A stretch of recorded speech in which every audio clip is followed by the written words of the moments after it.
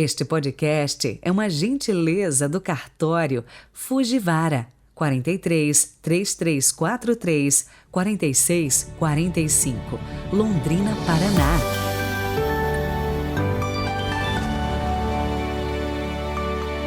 Olá, final de semana chegou. Hoje é sexta-feira, 29 de abril de 2022. Sejam muito bem-vindos. Muito boa a sua companhia, viu? E é bem assim, juntos vamos caminhando guiados pela palavra do Senhor.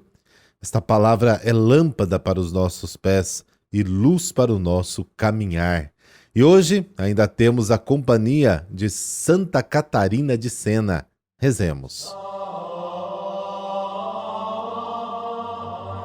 Pelo sinal da Santa Cruz, livrai-nos Deus, nosso Senhor, dos nossos inimigos.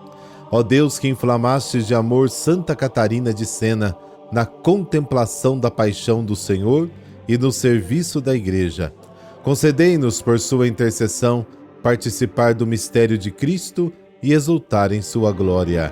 Amém.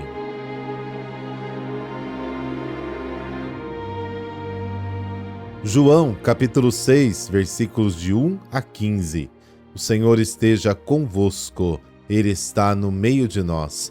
Proclamação do Evangelho de Jesus Cristo segundo João. Glória a vós, Senhor. Naquele tempo, Jesus foi para o outro lado do mar da Galileia, também chamado de Tiberíades. Uma grande multidão o seguia, porque viu os sinais que ele operava a favor dos doentes.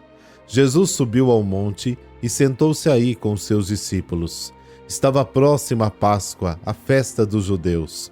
Levantando os olhos e vendo que uma grande multidão estava vindo ao seu encontro, Jesus disse a Filipe: Onde vamos comprar pão para que eles possam comer?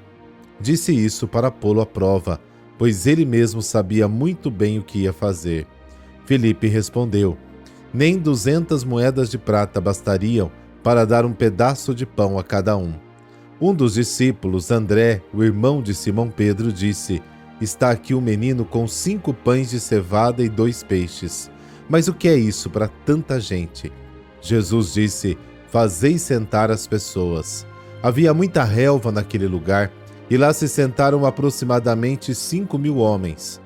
Jesus tomou os pães, deu graças e distribuiu-os aos que estavam sentados, tanto quanto queriam.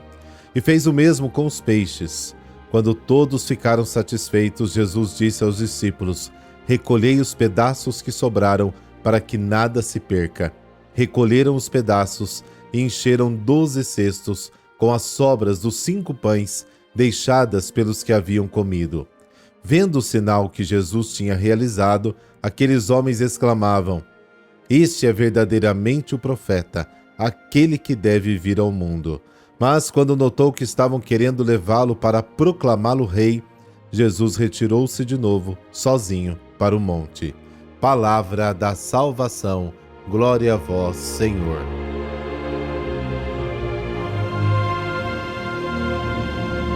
Hoje começa a leitura do 6º capítulo de João, que nos apresenta 2 sinais: a multiplicação dos pães e o caminhar de Jesus sobre as águas. Em seguida, é mencionado longo diálogo sobre o pão da vida. João aproxima o fato da festa da Páscoa. A abordagem central é a comparação entre a antiga Páscoa do Êxodo e a nova Páscoa que se realiza em Jesus. O diálogo sobre o pão da vida esclarecerá todo o discurso. Na antiga Páscoa, a multidão atravessa o Mar Vermelho. Na nova Páscoa, Jesus atravessa o Mar da Galileia. Uma grande multidão seguiu Moisés. Uma grande multidão segue Jesus neste novo êxodo. No primeiro, Moisés sobe a montanha. Jesus, o novo Moisés, também sobe o monte. A multidão seguiu Moisés, que realiza grandes sinais. A multidão segue Jesus, porque viram os sinais que ele fez para os enfermos. Vendo a multidão, Jesus confronta os discípulos com a fome do povo e pergunta a Filipe: Onde podemos comprar pão para que tenham o que comer? No primeiro êxodo, Moisés obteve comida para o povo faminto. Jesus, o novo Moisés, fará a mesma coisa. Mas Filipe, em vez de olhar a situação à luz das Escrituras, olhou com os olhos do mundo e respondeu: 200 denários não são suficientes. Um denário era o salário mínimo de um dia. Felipe percebe o problema e reconhece sua total incapacidade de resolvê-lo. Ele reclama, mas não apresenta solução nenhuma. André, em vez de reclamar, procura uma solução. Encontra o menino com 5 pães e 2 peixes. 5 pães de cevada e 2 peixes era uma comida diária de uma pessoa pobre. O menino entrega o que tinha o dia todo para comer. Ele poderia ter dito 5 pães e 2 peixes, mas o que é isso para tanta gente? Não vai adiantar nada. Vamos dividir tudo isso entre nós, entre 2 ou 3 pessoas e pronto. Mas, em vez disso, ele tem a coragem de dar os 5 pães e os 2 peixes para alimentar 5.000 pessoas. Quem faz isso ou é louco ou tem muita fé, acreditando que pelo amor de Jesus, todos estão dispostos a dividir a sua comida como o menino fez. Jesus pede que as pessoas se sentem no chão. O texto diz: então Jesus tomou os pães e, depois de dar graças, distribuiu-os aos que estavam sentados, e o mesmo fez com os peixes.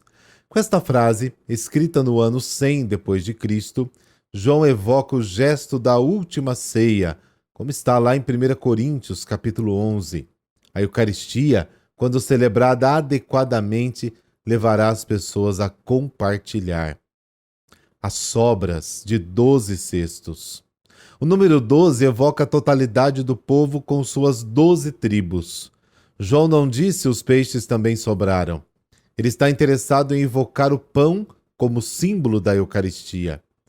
O Evangelho de João não tem a descrição da ceia eucarística, mas descreve a multiplicação dos pães, símbolo do que deve acontecer nas comunidades através da celebração da Eucaristia. Mas as pessoas interpretam o gesto de Jesus dizendo: este é realmente o profeta que há de vir ao mundo. A intuição das pessoas está certa.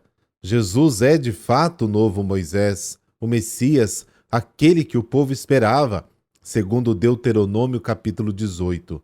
Mas essa percepção foi desviada pela ideologia da época, que queria um grande rei, que fosse forte e dominante. Por isso, vendo o sinal, as pessoas proclamaram Jesus o Messias e pedem para fazê-lo rei. Ao perceber o que podia acontecer, Jesus se retira sozinho para o monte. Ele não aceita essa maneira de ser Messias. Espera o momento oportuno para ajudar as pessoas a dar um passo, mas um passo definitivo.